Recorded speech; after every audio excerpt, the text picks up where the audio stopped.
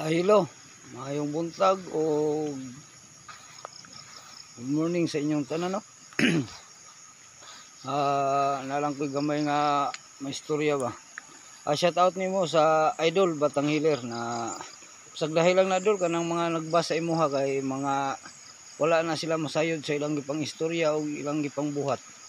Kini manggol mga kabida kung ikaw mga idol kung ikaw hugot og pagsalig sa imong kaugalingon nga mamaayo ka, hugot kag pagsalig, hugot kag pagtuo, nga mamaayo ka, maayo jud ka mga idol kay sa imo mang pagtuo sumala si Maria Magdalena, usa ka makasasala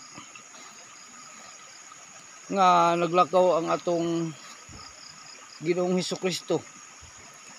Niingon siya siyang gipamulong nga og makahikap lang ako sa iyang kamisuna, mamaayo na ako. O di ba?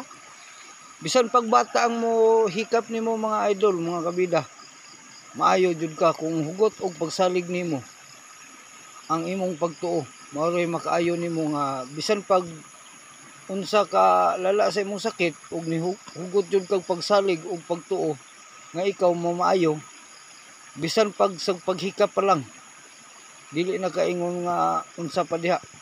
Kay si Maria Magdalena ibalik nako, nihikap lang sa iyang kamisuna na siya gibati nga kaayuhan.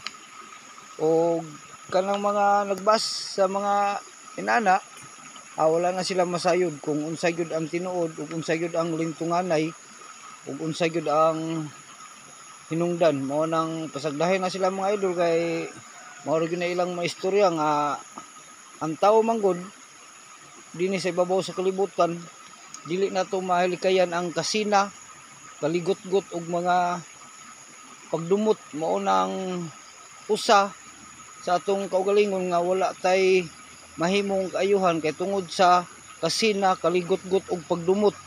Mao nay untay hawaon nato sa atong kaugalingon kanang mga pagdumot kay usa na ang dakong sakit nga moabot sa imong kinabuhi.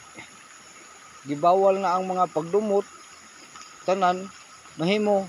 Niingon si higugma ang imong kaaway sama sa paghigugma sa imong kaugalingon, kay aron duna kay mabatian nga kaharuhay sa imong panghuna-huna o kaharuhay sa imong kaugalingon nga bisan asa ka maglakaw taas noo ka, wala kay maapakan nga tao. Ug mao na, salamat kayo mga idol kabida. Shout out sa Batang Hiler. Thank you for watching. Hasta la vista mga kabida.